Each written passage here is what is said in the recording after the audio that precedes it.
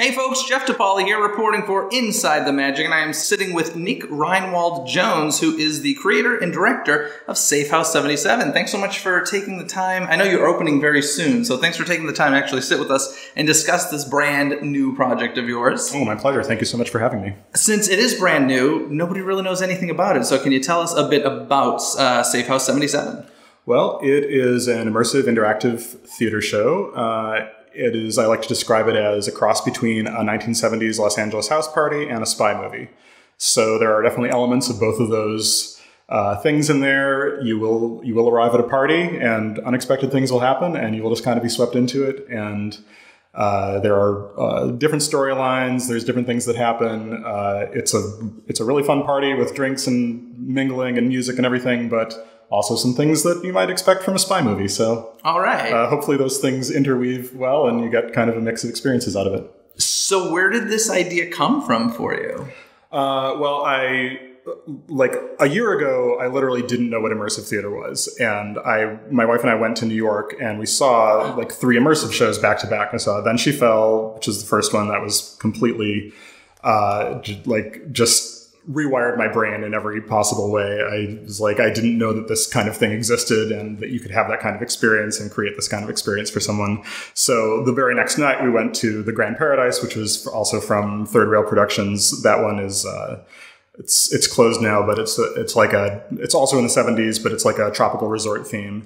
And then we went to Sleep No More. By the end of that trip, I thought, okay, I need to create one of these. Like I had been a screenwriter and TV writer with sort of, not as much success as I wanted to. And I was really getting a little bit frustrated and wanted something new to focus on creatively, at least for some period of time. And after that trip, I said, okay, I'm creating an immersive show. I'm for sure doing this. I need to do this. Like I said, my brain has been rewired. So my favorite genre of movies and TV is spy. And that's what I'm really used to writing. So I knew that I would probably want to create something in that genre. And then I just started thinking about, well, what could you possibly do that would be sort of, in world for spy stuff, but within, an immersive show that's not taking place over, multiple countries and stuff, that's like kind of contained. And I thought about doing it as sort of a, one evening, a party where some kind of spy stuff happens somehow. And that's kind of what I had to figure out for the next several months. Just how to fit in like not only, elements of the spy genre, but also elements of immersive that I was, that I'd been so influenced by, and how do you kind of combine all that into a show? And that's just what carried me along. And I just kind of kept thinking about different ways of blending all of those elements together. And that's kind of how it went. So you were in this trip to New York City, and I've heard of 2 of the 3 you mentioned. I actually experienced Sleep No More, which is incredible. But since you were someone who had never even really heard of immersive theater up to that point, what made you go check these shows out? Was it your wife that suggested it? Or? I'd heard about Sleep No More just from the general, because it was out in the world and people were talking about it. And I was curious about it, but not really curious enough about it to make a point of going out to see it. But Then She Fell, I think I had seen, I've since heard that a lot of people heard about it this way, that Joss Whedon tweeted about seeing it in the days before Joss Whedon was as problematic as he is now. He, saying it was incredible. And then I read about it and I was like, oh, it's Alice in Wonderland and it's like a mental hospital and they give you drinks. And it's like, I was like, oh my God, I need to see this. I definitely need to see this. And then it looked like it was going to close before I was going to go to New York again. But then when it stayed open for a little bit, I told my wife, we got to go see this. So I got us tickets and again, really had no idea what to expect beyond the general things that I'd heard about it. And I wasn't putting it into this broader context of immersive, but from the first few minutes of that show, it just all clicked in of what immersive could be and how it could just kind of transport you into this world. And that's from then on, I was just I was an addict and I just needed to get more of that. And I also likened it to going to a cult meeting and being like, coming out of it and being like, well, I need to convert everyone else to this cult now. Like, people don't know about this. Like, we got to put on our sneakers and drink Kool-Aid now. So, yeah. So since you did get so into this interactive theater while in New York City, did you check out any here in LA when you got back? Yeah. I mean, I knew that I just needed to build up my knowledge of what immersive was and what different types of shows were. And I actually, honestly, I didn't know if there was any immersive scene in LA at all when I got back. There is. Yeah, there is. Obviously, I know now. But I was like, I don't know if I'm going to be making the first immersive show in LA or what. But I know I'm making one. So I was like, let me see if there's anything out here. And so that's how I found out about No Proscenium, the podcast that is all about immersive theater, hosted by Noah Nelson, who's kind of the connector for everyone in the LA immersive world, as well as kind of the immersive world beyond LA.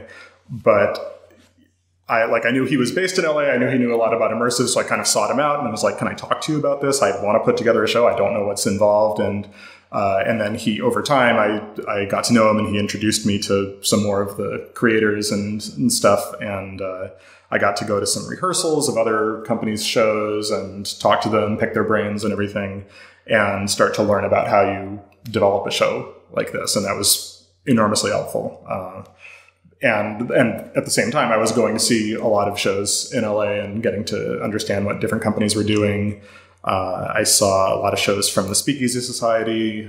They have a series ongoing now called the Kansas Collection that is based on Wizard of Oz, but it's these kind of little vignettes of shows where each one is about 20 minutes, but mostly they're like one-on-one interactions. And there's this whole kind of world building thing going on where it's like, it's Wizard of Oz, but it's kind of like dystopian Wizard of Oz. And there's like this whole mythology and everything going on in the background that you get little bits of as you go to these shows. And like, there's a new one every few months and stuff. So like, there's so many ways of doing this kind of interactivity and everything that I'm discovering now. And and again, like getting to talk to creators and understand what they do and how they work and everything has been hugely helpful. So you mentioned that this New York trip, I believe, was less than a year ago. It was almost exactly a year ago. It was like late September last year, 2016. Okay, so you get back to LA after this vacation. How long's the process been? You open this upcoming November 2nd, so very soon. Yeah. How long have you been actually working on this? This seems like a very fast process. Yeah, pretty much since the day I got back from New York, I've been working on it in some form. And step one, I assume you being a writer, was story. Yeah, just kind of filling pages with like everything. Trying to kind of unpack all of the experiences I'd had, like kind of identify a little bit, like, turn on my creator brain a little bit and say like, okay, I know these were like magical experiences, but what are some of the actual structural things that went into this? How can I kind of, reverse engineer a little bit these shows and what is actually involved in putting them together. And a lot of other immersive shows are more about experience and kind of abstract expression than they are about story. And I'm someone who's very focused on story, so I knew mine would be different. Mm-hmm. But I still wanted to pull a lot from the general like vibes and experiences that I'd had at these shows. So it was just kind of this, for a few months, it was just kind of sitting at the computer, writing down everything I could think of in terms of like, what did I experience? What did it mean to me? What are some things from the spy genre that I can pull in? What are some just things that I want to do in a show? What are some things that will really play to my strengths as a writer? Let's start thinking about characters. Let's start thinking about setting, and just, kind of throwing everything to the kitchen sink at the computer screen, and eventually ending up with enough of like a critical mass of material that I felt like I could start to go to other people and say, this is sort of my idea. What do you think? Do you want to be involved in this? And that's very cool. Yeah. You mentioned several times like a spy movie. Is there a specific movie that you would compare this to? Or is it just kind of... not really. There isn't. I don't really know of a spy movie that takes place at a house party in the 70s. That wouldn't be. You think of that and you think it sounds more of a comedy, but like ours is not really that. There are definitely comedic elements to it, but I was not really going for the spy comedy kind of feel. I like all kinds of spy movies. I love the Bond movies. I love The Americans on TV is probably my current favorite spy thing. We definitely, because that is much more kind of grounded about the spy experience, I definitely tried to draw from that in this show a little bit, because I knew if you were going to be experiencing things up close, they have to be a little bit more realistic and less like, driving a car into the ocean, because, you can't really go like, well, once you go there, you're getting more broad, because if you can't actually experience that and someone's like, yeah, you know what I do, I drive cars into the ocean, like you're gonna be like, okay, this is a comedy show, this is not real. So I mean it kind of the more grounded things I would say I brought in, and then also just kind of my own sensibilities that I've developed as a writer of spy material over the last 10 to 12 years, which is like the period of time that I've mostly been spending writing either pilots or screenplays that are in the spy world. So I've kind of got my own little combination of influences synthesized by now, where I kind of I like to take realistic characters into that kind of crazy spy setting and see what that looks like. Yeah. And so that you really kind of relate to them, but you also there's also like at least some element of escapism too. Yeah, no, your background is definitely more film TV than anything, and now you've kind of jumped into this world of theater. I really have. Yeah. So I guess what are some of the lessons you've learned along the way, some of the things that maybe surprised you about doing theater, some things maybe that you like more about theater versus TV film and vice versa? The thing that I love about it is that it's so much more immediate. Like with film and TV, I've produced a couple of things on my own in film and TV, and there's such a long process between like writing something and then getting all the logistics together to actually make it happen in any form.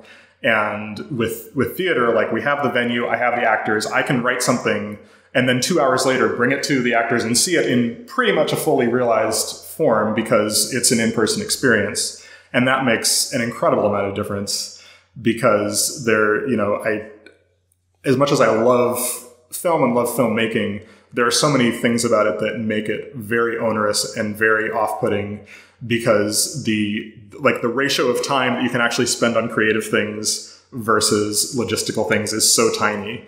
And in theater, you get to, I mean, obviously there's still a lot of logistical things to deal with, but you get to focus so much more of your time on just like interacting, with the actors, talking about the story, talking about the script. And I think I definitely have ended up with a better product that way, because I've just had so much more time to do that stuff versus having to worry about like, oh, can we get this location to shoot tomorrow? Am I going to be able to get this camera rental or whatever? All of those things are kind of discarded with when you're working in live theater, and I like that. Yeah, no, if an audience member comes to this show, is it possible, it sounds like it's probably not, but is it possible for an audience member to experience the entire show seeing it once? Or is this audience being pulled in a bunch of different directions? I mean, you will experience an entire story seeing it once, for sure. You won't experience all of the storylines, obviously. There will be a lot of things you don't know if you only see it once. But certainly it's a complete experience no matter what. One of the things as much as I enjoy Sleep No More, one of the things I didn't like as much about it is that if you're not like good at following the right characters at the right time, you can kind of end up with, not really that much of a story that you've experienced. And that's kind of what I ended up with. I was like, I loved the free exploration of it, but I ended up following like the bald witch for most of the time, because I was just like, oh, I kind of have a crush on her. I want to see where she's going to go. And she was a fascinating character and I loved her, but like she was a minor character. So I missed like every important scene. Yeah. And at the end I was like, well, that was cool, but I don't really know what happened in this story. So I definitely wanted to avoid that in my show. I wanted to give you a complete story no matter which route you end up on. Nice. Now, since this is so immersive and it is such small groups attending, are you encouraging the guests to show up in like 70s costume? We are absolutely encouraging them to show up in 70s costume. Yeah. Is it a requirement? No, it's not a requirement, but we certainly would love if people do that. That's cool. Yeah. And now, how large is your acting troupe? We have 6 actors and 10 audience per show. So it's definitely a fairly intimate experience for the audience to get a lot of personal attention. So. And is it mostly written, or is there a lot of improvisation on the actor's part? It's funny, when I originally set out to do it, because of not really knowing as much about immersive, and not having seen shows that really had lines, because like Then She Fell there's not really that much script to it. Like it's mostly movement and stuff. So when I was imagining doing one that would have more dialogue in it, I thought like, I don't know how to do that scripted. It's going to feel stilted and everything. I think it probably has to be all improvised. And that was kind of what I was feeling for a while. And then as I started developing the show and getting used to the actors and seeing like what they could do with scripted stuff, I was like, oh, actually, I can script a lot of this and it's still going to feel very natural. So it ended up being, I would say, mostly scripted. There's definitely some improv kind of between moments. There are there's always, in an immersive show, there's always unexpected things to react to that you have to improv in. And, because of it being a party, there's some, kind of unstructured mingling where people will be improvising. But even for that, there's not all of that is improvised. So I would say it ended up being probably 90% scripted. Okay. Now, there's, as you mentioned, 10 guests, 10 audience members per night, and I believe one show a night because it's about 2 hours long. One show a night, yeah. Okay, so like from a monetary standpoint, how is this affordable? Because tickets are around $100 each, which means $1,000 a show. And the theater productions are not cheap. No, they're not. I mean, because of this being my first one, I was not as focused on like, am I going to make this profitable? Because I just wanted to do everything I wanted to do creatively. I think that's certainly a problem that we're all talking about in the immersive community, is how do you actually make these shows even break even, let alone profitable? I think there's a lot of creative approaches to that.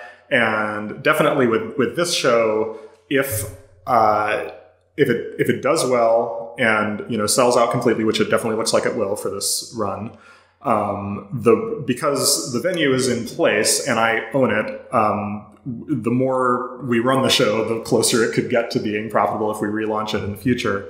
But yeah, it's very tricky. I mean, I also, because of it being my first show, I didn't want to charge too much because I'm not a known quantity. It's not like, that when you go to one of my shows, you're going to get this level of experience. And I wanted to respect that and not, scare people away. There's certainly other creators that have more of a track record that are able to charge closer to what they need to actually break even. And people are, it's like, okay, well, I have a expectation for what level of experience I'm going to get going to that show, so I will pay that price. And but it's also like I want more people to be able to go to immersive shows, and I know that even $100 is a tricky threshold for a lot of people.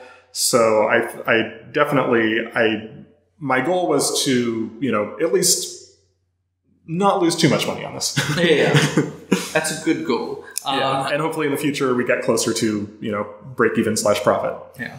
Now, does the audience affect the story at all? Like, are there certain things that the audience needs to do in order for the story to move forward? Or if an audience member makes a certain decision, does it change something? Or is it pretty much the story's in place? There's definitely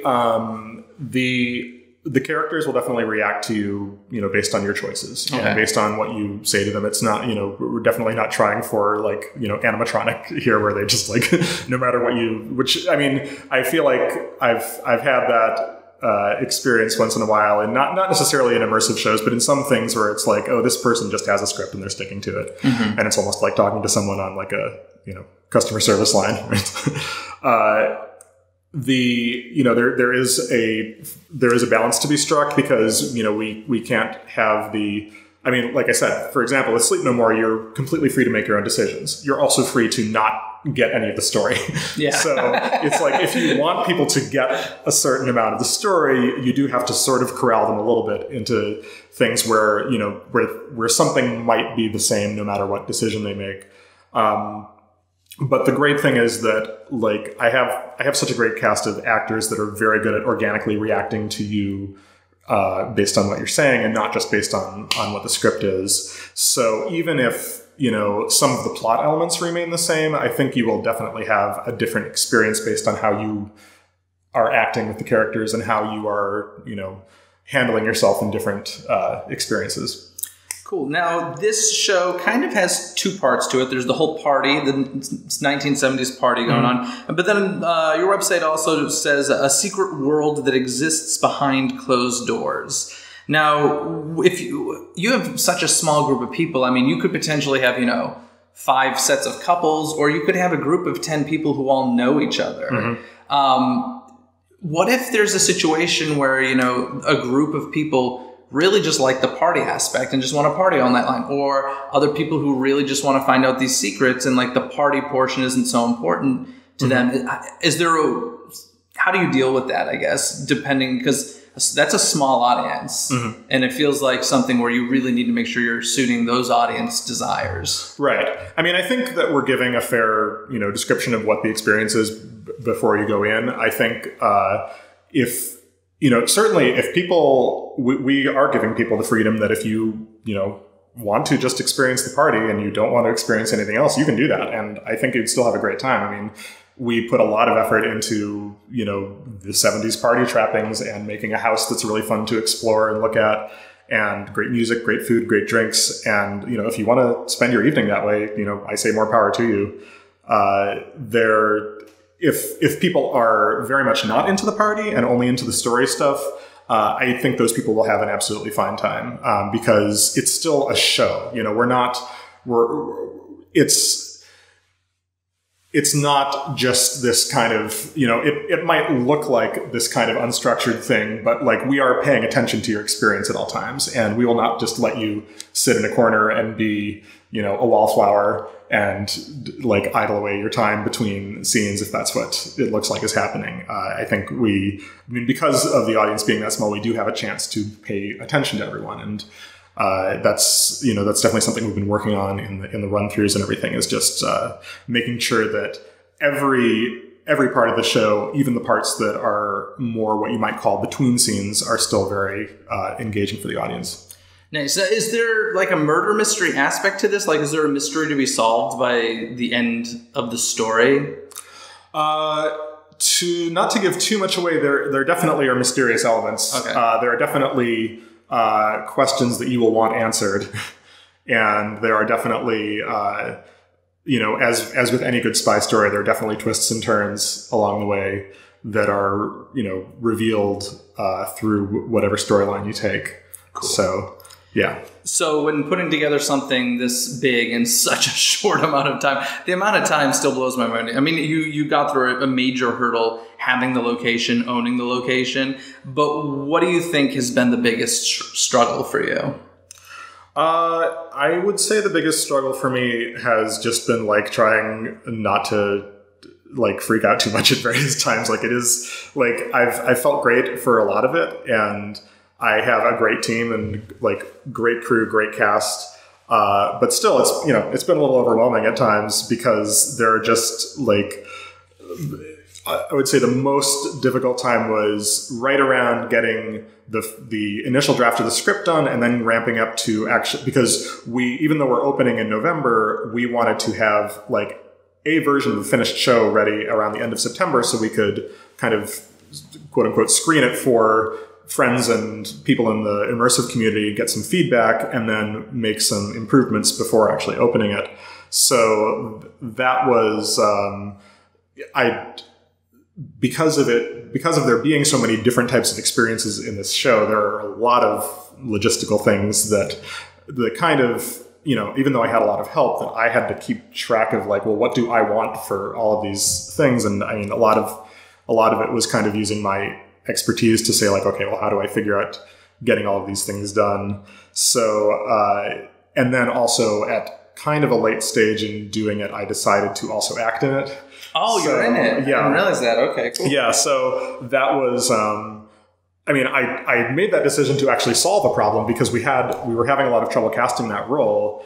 And, I didn't want to just keep looking for someone, especially at that, like when me and the other actors had already bonded so well. So I decided to just jump in and do that, because, why not? That was, it was like I was already stretching myself in so many other ways. Yeah. And so there was this little period of time, like I said, that I felt a little overwhelmed. But I don't know. I honestly, I think that I would, like, Third Rail spends 5 years developing a show, and I would love to have spent that much time. I don't know that it would have been 5 times better, but there were definitely, because of how long I get to spend writing and rewriting just a script,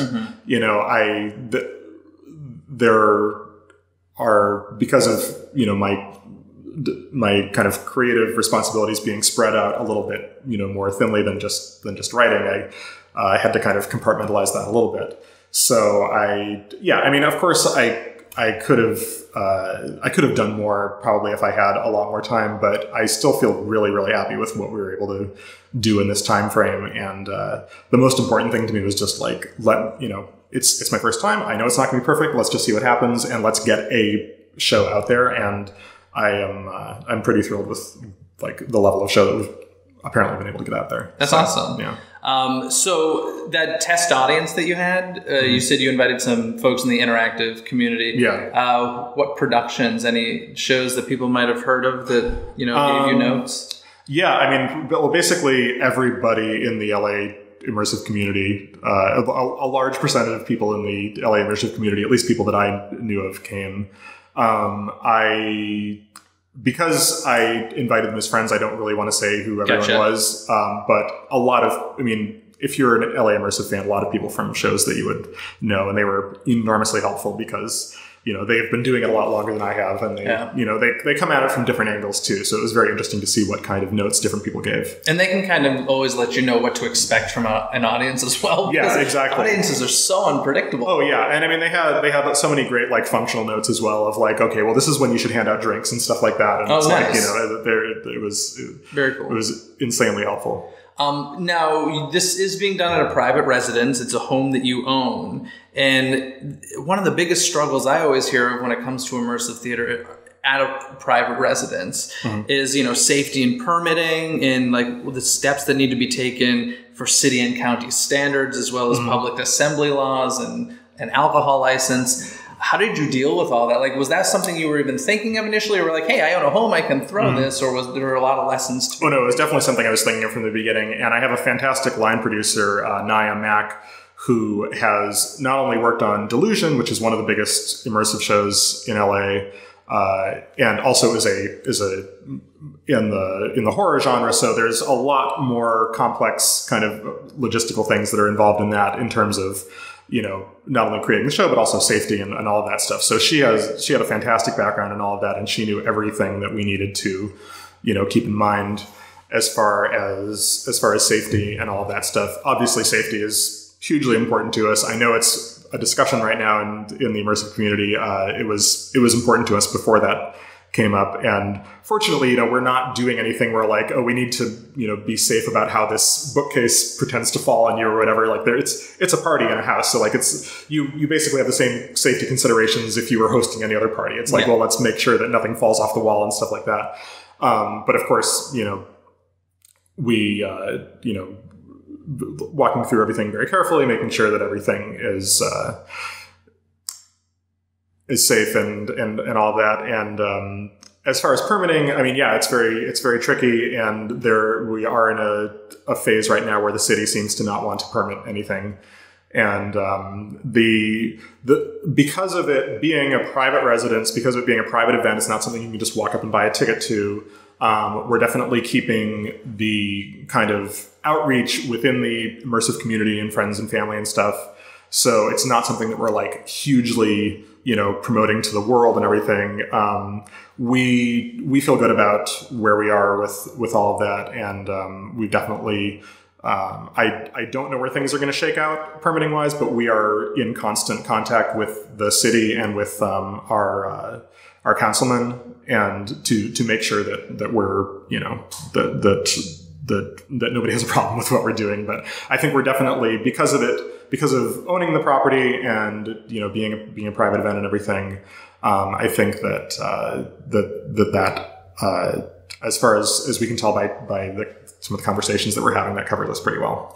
Is that part of the reason why the audience is so small at 10 people, or is that something you wanted? That's just something I wanted from the beginning. I wanted it to be a very intimate experience for the audience. I wanted to have plenty of, contact with the actors and not just something where you're kind of a face in the crowd. So actually, originally I was going to do 6 audience and 6 actors. And then it was actually Jenny Weinblum, who's one of our consultants who worked on the original production of Sleep No More. So she has a ridiculous immersive background. In one of the first conversations I had with her, she was like, 6 people won't really feel like a party. Like it'll feel like everyone's kind of sitting around. And so we upped it to 10 people because of that. But that seems to kind of be the magic number where, as far as we can tell from the run-throughs and everything, we're like 10 audience plus 6 actors in a fairly small house feels like a decent sized party. Yeah. But it's also small enough so that everyone is having, everyone is getting a lot of face time with the actors and you really feel paid attention to. If I had to guess, and this is a complete guess, but I would assume that actually is probably helpful when it comes to permits as well, since it's not, 100 people. Oh, and that's definitely something that we're, in all of our conversations with the city and everything, we're like, this is not a thing where we're just like cycling people in and out all night. It is like, it is a party. It is a discrete number of people showing up to a location, going in, having a good time, leaving before it's too late and everything. And there's definitely, there's really no reason why anyone should have any concerns about what we're doing there. Nice. Now, the company that this is under or being produced under is Brunch LLC. Was this created specifically for this project, or there? That's my production company. Okay. I obviously it wasn't a production company for Immersive before this year, but the first short film I made was called The Spy Who Came to Brunch. Okay. So that's why Spy Brunch. But then I kind of just like it as a name because it's like, what the hell is that? I don't know. Has something to do with spy? I don't know. Does he like brunch? Sure. Now that's going to be my immersive company now. So nice. And what are your hopes for the future of Safehouse 77? Are you hoping to do this as a long run eventually, or are you hoping to have a different version of it every year? What are you thinking? I mean, I've thought about a lot of things related to it. I mean, the original idea for it was, I wanted to do a bigger and more ambitious spy-related show, but I knew that I, needed to get at least something more manageable out of the way first. And so I kind of had a bigger show in mind that I might do after this. It would be maybe connected to it, but having worked on it for the past year, I kind of want to do something in a very different genre after this. I mean, still an immersive, but like completely outside of the spy genre, just to kind of have a palate cleanser. So I think in the future, I probably, I've certainly thought about doing, because it's Safehouse 77, we could do, Safehouse 82 and revisit them in 5 years. Oh, and everything. dude, the 80s right now? Well, yeah. Stranger Things going on? Yeah, I mean, obviously, yeah. Even just like looking through like the Billboard top, like on Spotify, and like look at like the playlist for like Billboard Top 100 of 1982. I'm like, oh my God, it's every song. Like that's because putting together the playlist for this show is a lot of fun.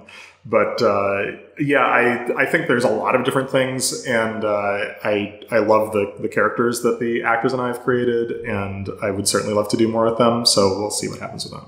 Great. Well, Safehouse 77 opens on November 2nd in Los Angeles. How long's the run for currently? It's 4 weeks. 4 weeks. So we're off for Thanksgiving week, but it opens November 2nd, closes December 3rd. Great. And tickets are now available at safehouse77.com. Thanks so much for taking the time to chat with us. Oh, thank you, Jeff. It was a pleasure.